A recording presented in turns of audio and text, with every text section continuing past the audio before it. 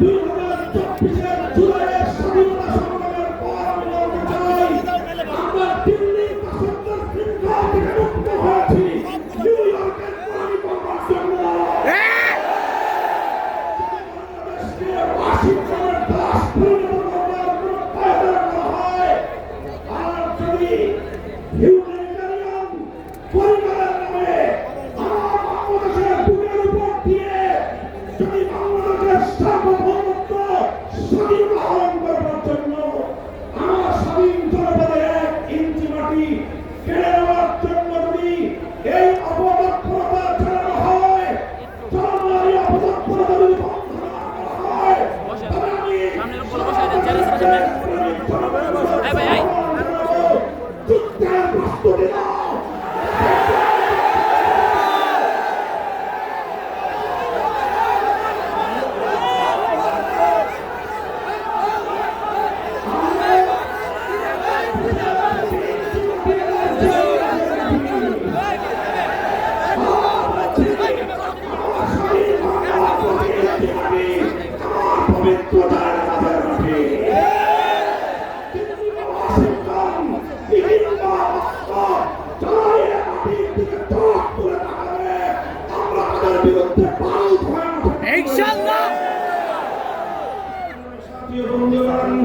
ফ্যাসিবাদী আওয়ামী লীগকে সন্ত্রাসী সংগঠন হিসেবে ঘোষণা করবার যে দাবি জানানো হয়েছে, মনে করবেন না এটা আমাদের দুর্বল কোনো দাবি। আমরা 2013 সালে ফ্যাসিবাদী আওয়ামী লীগের বুলেটের আমাদের রক্তাক্ত হয়েছি। 2021 সালে আমাদেরকে হত্যা করেছে, বছরের পর বছর বিনা বিচারে আমাদেরকে কারারুদ্ধ করে রেখেছে। সেই সন্ত্রাসী সংগঠন আওয়ামী লীগকে আবার বাংলাদেশের রাজনীতিতে যদি পুনর্বাসন করবেন, দেখেন তাহলে আমরা পরিষ্কার ভাষায় বলে দেই, তার সঙ্গে আমরা আওয়ামী লীগের চেয়ে ভিন্ন কোনো আচরণ করব না। শেখ হাসিনা গিয়েছে যেই পথে, আওয়ামী লীগের দালালরাও যাবে সেই পথে। কোন রাজনৈতিক দল অথবা সরকারের মধ্যে ঘাটতি মেরে বসে থাকা ফ্যাসিবাদের কোন দোষী বাংলার রাজনীতিতে এই ফ্যাসিবাদী শক্তিকে পুনর্বাসিত করবার পায়তারা চালায়, তাদের সঙ্গে আমরা লড়াই করব ইনশাআল্লাহ। সর্বশেষ আমাদের কথা বলে শাপলা শহীদ যারা শাহাদাত বরণ করেছেন, ইনশাআল্লাহ হেফাজতে ইসলাম বাংলাদেশ প্রতিটি শহীদ পরিবারের পাশে দাঁড়িয়েছে। শাপলার সকল শহীদদের পরিচয়গুলো যতটুকু সম্ভব ফ্যাসিবাদী আমলে অধিকাংশ বীর শহীদদের লাশ গুম করা হয়েছে, লাওয়ারিস হিসেবে তাদেরকে দাফন করা হয়েছে। সরকারের তৎকালীন গোয়েন্দা সংস্থার কাছে যদি তার কোনো তথ্য থেকে থাকে, আমি বর্তমান সরকারের কাছে দাবি জানাবো, আমার শাপলা চত্বরের বেওয়ারিশ হিসেবে দাফন হওয়া প্রতিটি লাশ, গুম হওয়া প্রতিটি শহীদের করতে হবে, জাতির কাছে প্রকাশ করতে হবে। এর কারণে গোটা বাংলাদেশে যতজন বীর শহীদ রয়েছেন, প্রত্যেক শহীদের পরিবারের সঙ্গে যোগাযোগ করে আমাদের সর্বশেষ ভেরিফিকেশন এবং যাচাইয়ের কাজ চলছে।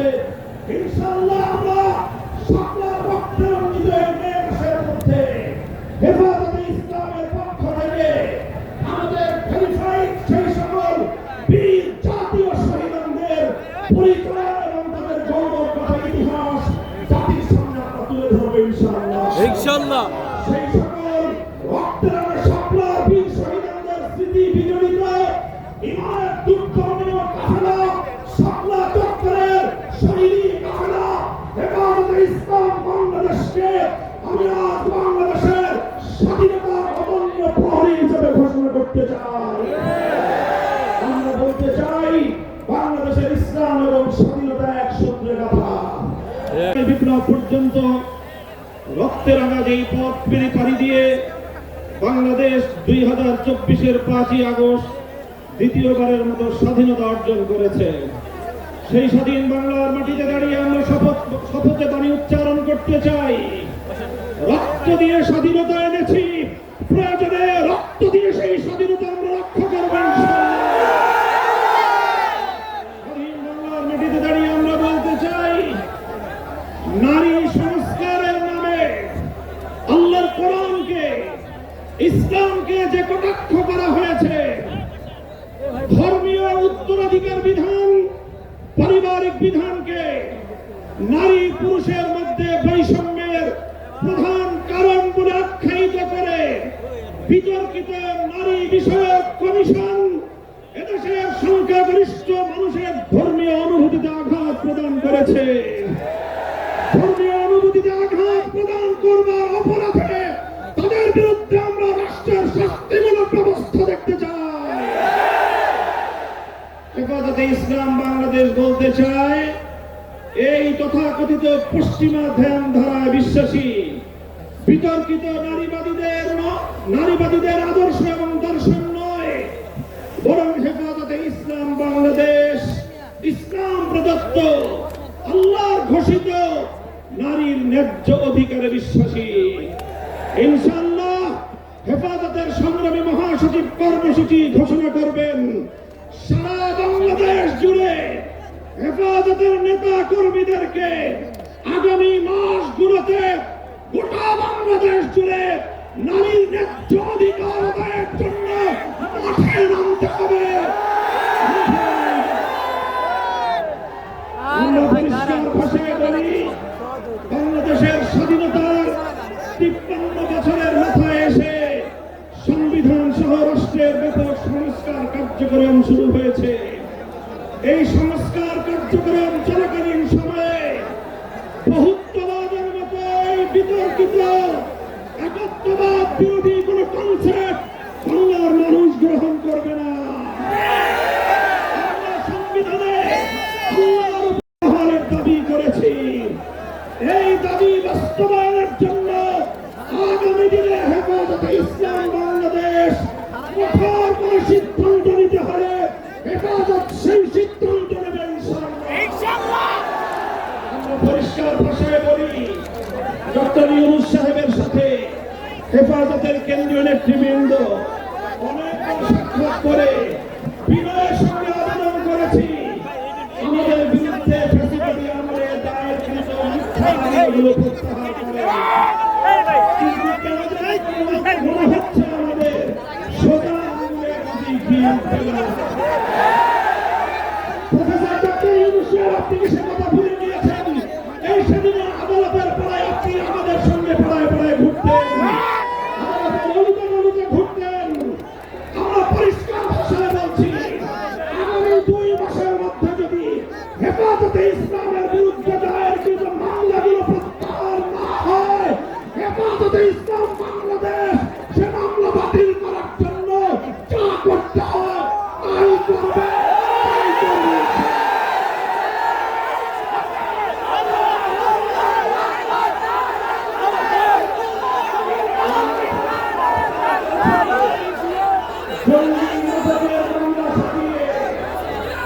জঙ্গি নাটকের মামলা সাজিয়ে আমরা নবীর ভক্তিত উম্মত, নবী প্রেমিক উম্মতদেরকে কারাগারের চার দেয়ালে বন্দী করে রাখা হয়েছে। পদক্ষেপ নিয়েছে তারা গোটা উম্মতের কাছে হিরো, তারা গোটা উম্মতের হৃদয়ের মণি, চোখের মণি, হৃদয়ের প্রশান্তি। সেই কারাবন্দী মজলুম নবী প্রেমিকদেরকে অবিলম্বে মুক্তি প্রদান করতে হবে। আমরা বলছি, আমরা ফিলিস্তিন হিসেবে গাজাবাসীর পক্ষে জায়নবাদী ইসরায়েলের আগ্রাসী এবং গণহত্যার বিরুদ্ধে গোটা বিশ্ববাসীর সঙ্গে আমরা সহমত। বাংলাদেশের মাননীয় সরকার প্রধান উপদেষ্টাকে আমরা বলি, আপনি আন্তর্জাতিক ব্যক্তিত্ব, বিশ্ব আপনি গাজাবাসী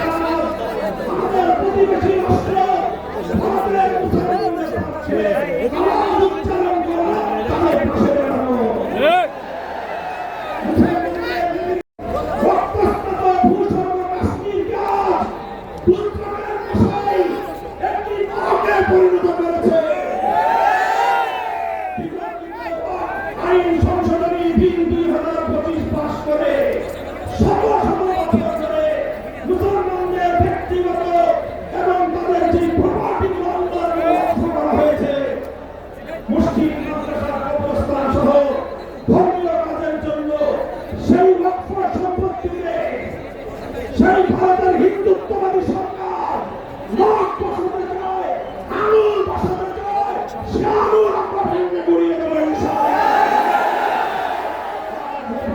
গণসমুদ্র থেকে আমি ভারতের নিপীড়িত নির্যাতিত মুসলিম মুসলমানদেরকে আহ্বান জানিয়ে তাদেরকে আমরা আশ্বস্ত করতে চাই, ভারত জুড়ে তোমরা নরেন্দ্র মোদীর বিরুদ্ধে আন্দোলন করে তোলো। তোমরা সকল নিপীড়ন বন্ধ করার জন্য মাঠে নেমে আসো। সীমান্তের পার থেকে বাংলার 18 কোটি মানুষ তোমাদের সঙ্গে সংহতি জানাবে ইনশাআল্লাহ।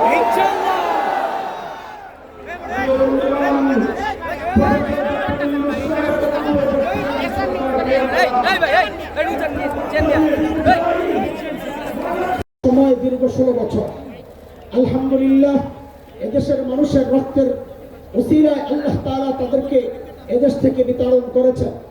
যদিও মাঝে মধ্যে হুমকি পাই আশেপাশে আছে, চট করে ঢুকে যাবে। আমরা তাদের উদ্দেশ্যে স্পষ্ট পয়গাম দিতে চাই, আল্লাহর কসম, শাপলার গণহত্যায়, 21-এর গণহত্যায়, জুলাই আগস্টের বিপ্লবের গণহত্যায় যে সমস্ত সন্তান শহীদ হয়েছে, ওলামায়ে কেরাম শহীদ হয়েছে, তাদের রক্তের প্রতিটা ফোঁটার হিসাব দিয়ে তারপরে দেশে ঢুকতে হবে। আরেকটা চক্র বরাবর এদেশের মানুষের উপর, এদেশের মানুষকে নিয়ে স্বাধীনতা সার্বভৌমত্ব নিয়ে খেলেছে, তারা হচ্ছে দাতা চক্র। তারা এনজিওদের কাজে ভর দিয়ে এদেশের মানুষের কৃষ্টি কালচার, এদেশের মানুষের তাহজিব তামাদ্দুন এগুলোকে নস্যাৎ করে পশ্চিমাদের কৃষ্টি কালচার এদেশে বাস্তবায়নের বারবার চেষ্টা করেছে। অতীতে এদেরকে আমাদের আকাবির আসলাফরা রক্তের বিনিময়ে পালাতে বাধ্য করেছে। যদি আবারও এইরকম কোন ষড়যন্ত্র এদেশকে নিয়ে হয়, এদেশের স্বাধীনতা সার্বভৌমত্ব যদি শেষ করার চক্রান্ত হয়, নতুন প্রজন্মের নতুন পয়গাম, অতীতের কুলাঙ্গাররা পালাতে পেরেছিল, এবার যদি আক্রান্ত হয় স্বাধীনতা, ইসলাম, একটাকে পালাতে দেওয়া হবে না, পালাতে দেওয়া হবে না। সংগ্রামী সাথী ও বন্ধুগণ, আমাদের প্রিয় জন্মভূমি বাংলাদেশ সহস্রাধিক প্রাণ ও ত্যাগের বিনিময়ে নতুন স্বাধীনতা অর্জনের ইতিহাস রচিত হয়েছে। আজকে আমাদের এই মহাসমাবেশ থেকে 5ই মে 2013 সালে শাপলার গণহত্যা সহ জুলাই বিপ্লবে 84 জন মাদ্রাসা ছাত্র ও শিক্ষক সহ সমস্ত শহীদদের স্মরণ করে তাদের মাগফিরাত কামনা করি এবং শহীদ পরিবারদের প্রতি জানাই সশ্রদ্ধ সালাম। আহতদের এবং পঙ্গুত্ব বরণকারীদের জন্য দ্রুত সুস্থতা কামনা করি এবং তাদের প্রতি সমবেদনা জানাই। দেশের চলমান ক্রান্তিকালে কিছু জাতীয় গুরুত্বপূর্ণ বিষয় নিয়ে আমরা আজকের এই মহাসমাবেশে হাজির হয়েছি। এই মহাসমাবেশ থেকে হেফাজতের ঘোষণা আপনাদের সামনে পেশ করছি। 1. নারী বিষয়ক সংস্কার কমিশন ও তাদের কোরআন বিরোধী প্রতিবেদন অবিলম্বে বাতিল পূর্বক আলেম ওলামার পরামর্শক্রমে ধর্মপ্রাণ বৃহত্তর নারী সমাজের প্রতিনিধিদের অন্তর্ভুক্ত করে নতুন কমিশন গঠন করতে হবে। নারীর সামাজিক উন্নয়নে পশ্চিমা মূল্যবোধ নয়, বরং আমাদের নিজস্ব সামাজিক ও ধর্মীয় মূল্যবোধ, ইতিহাস ও ঐতিহ্যের আলোকেই বাস্তবমুখী সংস্কারের দিকে যেতে হবে। 2. সংবিধানে আল্লাহর উপর পূর্ণ আস্থা ও বিশ্বাস পুনর্স্থাপন করতে হবে এবং ধর্মপ্রাণ গণমানুষের ঈমান আমল রক্ষার্থে বহুত্ববাদ নামক আত্মঘাতী ধারণা থেকে সরকারকে সরে আসতে হবে। এছাড়া লিঙ্গ পরিচয়, লিঙ্গ বৈচিত্র্য, লিঙ্গ সমতা, লিঙ্গ বৈষম্য, তৃতীয় লিঙ্গ বা থার্ড জেন্ডার, অন্যান্য লিঙ্গ ইত্যাদি শব্দের মার পেঁচে কাউকে বাদ দিয়ে নয় এমন ধোঁয়াশাপূর্ণ স্লোগানের অন্তরালে এবং অসংজ্ঞায়িত অন্তর্ভুক্তমূলক ইত্যাদি শব্দের আড়ালে এলজিবিটি ও ট্রান্সজেন্ডার বাদের স্বীকৃতি ও অন্তর্ভুক্তির মাধ্যমে সমাজ বিধ্বংসী ও ধর্ম বিরুদ্ধ সমকামী বান্ধব সমাজ প্রতিষ্ঠার পায়তারা বন্ধ করতে হবে। 3. শাপলা ও জুলাই গণহত্যার বিচারে গতি আনতে ট্রাইব্যুনালের সক্ষমতা আরো বৃদ্ধি করতে হবে। জাতীয় নির্বাচনের আগেই ফ্যাসিস্ট হাসিনা ও তার চিহ্নিত দোষরদের বিচার সম্পূর্ণ করতে হবে। 4. গণহত্যাকারী ফ্যাসিস্ট আওয়ামী লীগকে সন্ত্রাসী দল হিসাবে ঘোষণাপূর্বক বিচার নিশ্চিত করতে হবে। বিচার সম্পন্ন না হওয়া পর্যন্ত তাদের সব ধরনের কার্যক্রম ও তৎপরতা নিষিদ্ধ করতে হবে। 5. আল্লাহ ও তার রাসূল সাল্লাল্লাহু আলাইহি ওয়াসাল্লামের নামে কটূক্তি ও বিশুদ্ধার বন্ধে সর্বোচ্চ শাস্তির আইন করতে হবে। এছাড়া গণমাধ্যম সংস্কার কমিশনের পক্ষ থেকে ইতিমধ্যে ধর্ম অবমাননা শাস্তি সংক্রান্ত আইনি ধারাগুলো বাতিলের সুপারিশ বাদ দিতে হবে। এ ব্যাপারে কোন রকমের ছাড় দেওয়া হবে না। 6. চট্টগ্রামে উগ্র হিন্দুত্ববাদীদের হাতে শহীদ সাইফুল ইসলাম আলিফ হত্যা উস্কানিদাতা চিন্ময় দাসের জামিন প্রত্যাহার পূর্বক তার দৃষ্টান্তগুলো বিচার করতে হবে। 7. ফ্যাসিস্ট হাসিনার শাসনামলে সারা দেশে প্রতিবাদী আলেম ওলামা, মাদ্রাসা শিক্ষার্থী ও ইসলাম মানা তরুণদের বিরুদ্ধে হওয়া মিথ্যা ও বানোয়াট সকল মামলাগুলো অতি সত্বর প্রত্যাহার বা নিষ্পত্তি করতে হবে। গণঅভ্যুত্থানের সরকারকে সেই সাথে জঙ্গি নাটক বা জঙ্গি কার্ড খেলে বাংলাদেশের ইসলামপন্থী ও আলেম ওলামার উপর যারা গত 15 বছর নির্যাতন ও গুম খুন চালিয়েছে তাদের দৃষ্টান্তগুলো বিচার নিশ্চিত করতে হবে। 8. গাজার মুসলমানদের উপর অবৈধ রাষ্ট্র ইসরায়েলের চলমান গণহত্যা ও ভারতে সংখ্যালঘু মুসলিম নির্যাতনের বিরুদ্ধে আমাদের গণঅভ্যুত্থানের সরকারকে কূটনৈতিকভাবে আরো উচ্চ কণ্ঠ হতে হবে এবং দেশের সর্বস্তরের জনতাকে ইসরায়েলি ও ভারতীয় পণ্য বয়কট করতে হবে। 9. এদেশ 90% মুসলমানের দেশ। অতএব শিক্ষার প্রাইমারি লেভেল থেকে সর্বোচ্চ পর্যায় পর্যন্ত সর্বস্তরে ইসলামী শিক্ষাকে বাধ্যতামূলক করতে হবে। 10. রাখাইনকে মানবিক করিডোর প্রদানে সরকারের সম্মত হওয়া সম্পূর্ণরূপে আত্মঘাতী সিদ্ধান্ত। আমাদের ভৌগোলিক নিরাপত্তার স্বার্থে এই অদূরদর্শী সিদ্ধান্ত থেকে সরকারকে অবশ্যই অনতিবিলম্বে ফিরে আসতে হবে। 11. চট্টগ্রামের পার্বত্য অঞ্চলে ভিন দেশি মিশনারিদের অপতৎপরতা ও দৌরাত্ম্য বন্ধ করতে সরকারকে উদ্যোগ নিতে হবে। বাংলাদেশের ভৌগোলিক অখণ্ডতা রক্ষায় সেখানে নিরাপত্তা সংকট কমাতে আলেম সমাজের দাওয়াতি কার্যক্রমকে আরো নিরাপদ এবং সুযোগ করে দিতে হবে। সেখানে সামরিক নিরাপত্তা ব্যবস্থা আরো বৃদ্ধি করা ছাড়াও পাহাড়ি বাঙালি ও নৃতাত্ত্বিক জনগোষ্ঠীর মধ্যে সামাজিক ও রাজনৈতিক সমঝোতা ও স্থিতি নির্মাণে রাষ্ট্রীয় তৎপরতা আরো বাড়াতে হবে। 12. কাদিয়ানীদের রাষ্ট্রীয়ভাবে অমুসলিম ঘোষণা করতে হবে এবং সাধারণ মুসলমানদের ঈমান আকীদা রক্ষার্থে এ দাবি রক্ষার্থে এদের অপতৎপরতা বন্ধ করতে হবে। আমরা আজকে এই মহাসভা দেশের বিভিন্ন জেলা থেকে কষ্ট করে উপস্থিত হওয়ায় আপনাদের সবাইকে জানাই আন্তরিক মোবারকবাদ। গত বছরের 5 আগস্ট ছাত্র জনতার গণ অভ্যুত্থানে জালিম ফ্যাসিস্ট হাসিনা পালিয়ে গেলে আমরা বিজয়ের স্বাদ লাভ করি এবং হারানো স্বাধীনতা ফিরে পাই, যা অর্জিত হয়েছে সহস্রাধিক প্রাণ ও অকল্পনীয় আত্মত্যাগের বিনিময়ে। স্বাধীনতা আল্লাহ পাকের দান, গত 15টি বছর যা থেকে আমরা বঞ্চিত ছিলাম, তাই মহান আল্লাহ রাব্বুল আলামিনের দরবারে শুকরিয়া আদায় করছি। আলহামদুলিল্লাহ। 2013 সালে শাপলার গণহত্যা, 21 সালে মোদী বিরোধী আন্দোলনের শহীদ, পিলখানা ও 24 জুলাই আগস্টের সমস্ত শহীদদের মাগফিরাত কামনা করছি। আহতদের জন্য মন খুলে মহান আল্লাহর দরবারে দোয়া করছি। প্রিয় তৌহিদি জনতা, আপনারা জানেন আমাদের দেশ এখন বহুমুখী সংকটে রয়েছে। সেই সাথে আগ্রাসী ভারতের ষড়যন্ত্র থেমে নেই। উপরন্তু মানবিক করিডোরের নামে সাম্রাজ্যবাদীরা তাদের ভূরাজনৈতিক লড়াইয়ের স্বার্থে আমাদের জন্মভূমি বাংলাদেশকে নতুন যুদ্ধক্ষেত্রে বানাতে পরিকল্পনা করে যাচ্ছে।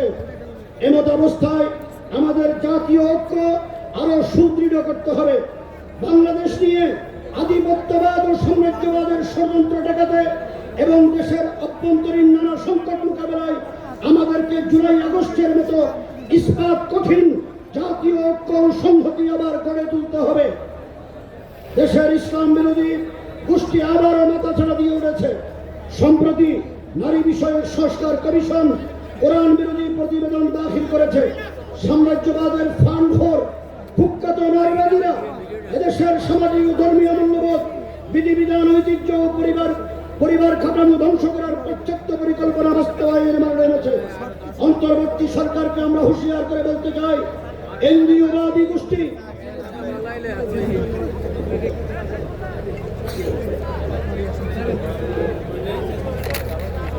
সরকারকে আমরা হুঁশিয়ার করে বলতে চাই, এনজিওবাদী গোষ্ঠীর প্ররোচনায় এমন কোন হঠকারী সিদ্ধান্ত নেবেন না যা কোরআন সুন্নাহর বিরুদ্ধে যায়।